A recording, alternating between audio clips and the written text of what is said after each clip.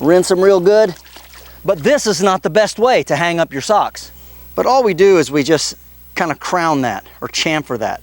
Hello, welcome to WayPoint Survival. Today, I want to show you how to make a hobo clothespin from 1921. Stay tuned.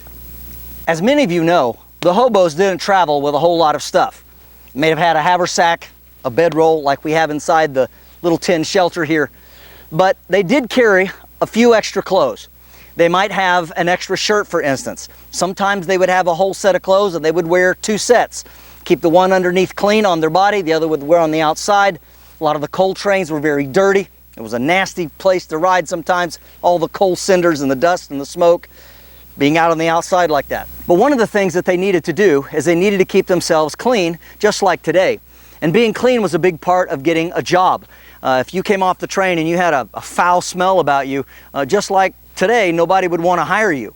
But they would often go to the local jungle, be something very simple like what we've got set up here, and just a few things. There might be perhaps a piece of a mirror, might be an old can or two from a previous hobo. Use it for a drinking cup or a soup cup or a coffee can to boil coffee in.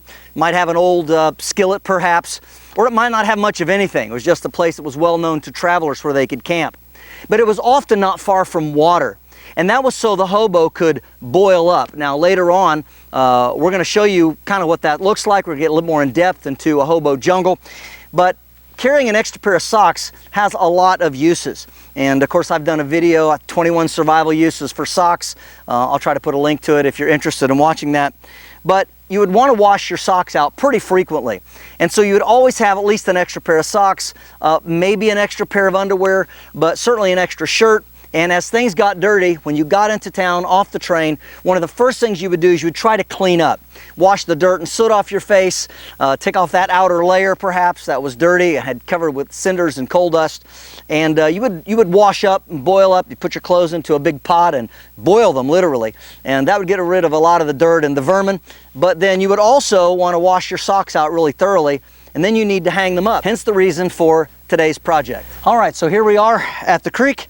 And we've got our socks, and they are long socks, and you would just be careful, of course, if you didn't have soap, to scrub them real good. The important thing is to try to get all of the smell out of them. And so a fella might take a smooth rock like this, get a little bit wet, and rub it a little bit on the rock. Biggest thing is to get the sweat and the smell out of them. Rinse them real good, and then of course wring them out. Try to get all the water out that you would get out, because you never knew how long you had to wait. Didn't know how long it would take for them to dry, so the more you could wring out, better off you'd be. So between these two trees we have just a bit of twine, and that's going to be our clothesline. Now, it is true that in dire straits, we could probably just hang the socks over like that and let them dry. But there's a problem with this. First of all, if we get a really big wind, these can blow off and blow away. The other problem is that when they're hanging like this, you want to hang them basically evenly, so they're hanging double, which means they're not going to dry very fast. What we really need to do is we need to hang them like this. But in order to do that, we need some sort of a pin, and hobos didn't always have store-bought clothespins, so they would have to make them. So what you're going to look for is you're going to look for a branch or something that's fresh, or just a small sapling that's growing next to a big tree. You can trim it out, it's not going to really hurt anything. A lot of these little ones, they just die off anyway. But we're going to find something that has this configuration. It's got a branch coming off this way, and then here and here. And so you want to cut it off both places, and then cut it off here, and you want to leave that, maybe about that long. It's kind of a guess. You don't have to really have it. You can make it shorter or longer, but make it too short, it doesn't work as good. But anyway, cut here, and here. And you could use your pocket knife to do that, or you could use a little saw. Some of you have seen this little saw here. This is a kind of a handy little saw.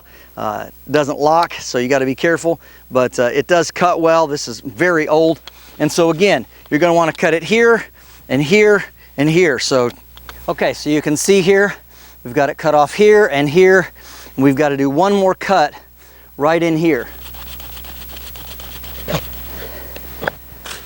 All right, there we go. So you can see what we've got here. That's what it should look like. All right, so we've got this. Go ahead and take out our blade, and of course a hook knife blade was very commonly used because it's kind of safe. It doesn't have a really crazy tip there. You can slip it up under hay bales and various things, and if you need to get up under and cut something, it's very safe to do that. This is also great for camp kitchen work, and this was very commonly carried, and it's not considered a fighting knife or anything like that. So you know, somebody's not going to get too scared when you pull this out and start peeling potatoes, for instance. But what you're going to want to do is you're going to get a lot of the knobs and stuff off of it. Just kind of make that sort of smooth, like this. Now you don't have to carve the bark off of it, but if you're going to keep and use this for a while, you probably do want to do that. And something else that you're going to want to do is you're going to take and you're going to want to chamfer the edges. Just go around here where that cut was, and just chamfer the top like this, kind of round that off. Doesn't have to be perfect. Just try not to have any sharp places. This would be especially important if you are going to take this with you. So all we do is we take the knife and we just work around like this, just around the edge. And if your knife's sharp like this one is, it's going to work quite well. Good outdoorsman always keeps his knife sharp. But all we do is we just kind of crown that or chamfer that.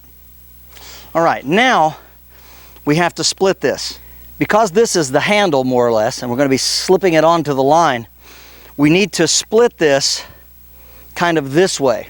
Now, again, kids, don't try this at home. Only do this if you know what you're doing.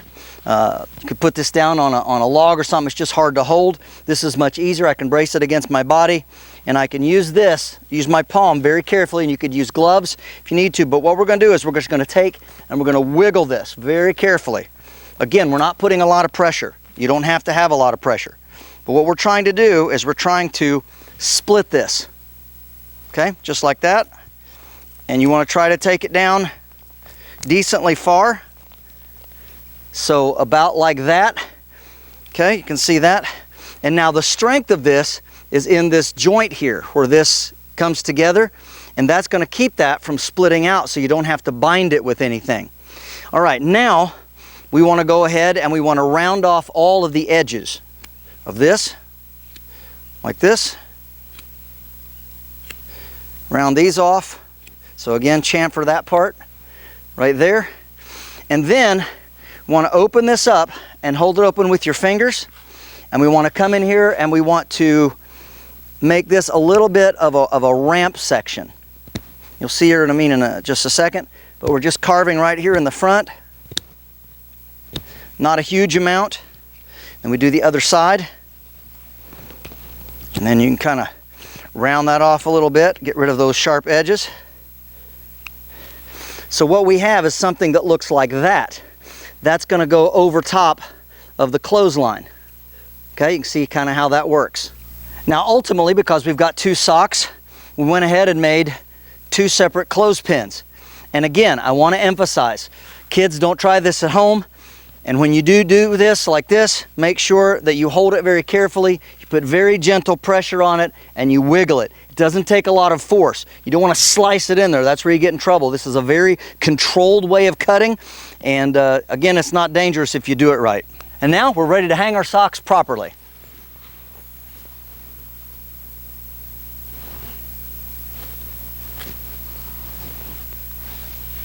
So again, we take it like this, using this as the handle.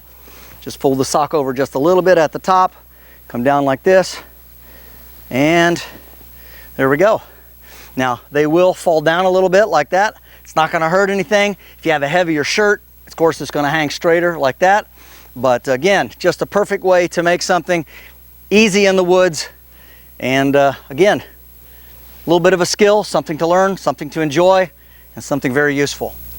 Well, I hope you've enjoyed another foray into the past, all the way back 105 years to 1921, to where you can make some hobo clothespins, simple and easy and very effective. using just some basic bushcraft techniques and things that our ancestors knew as woodcraft. We're relearning those, and I'm glad you're along for the trip. This is James Bender for WayPoint Survival. If you like this video, please give it a thumbs up. Also, make sure and check out the links in the description box below, just under the More button. While you're down there, you'll find the link for our WayPoint Survival digital class. This is where you can train in the comfort and convenience of your own backyard. The top 20 skills that we consider to be the most important from our Phase 1 Survival and Bushcraft class.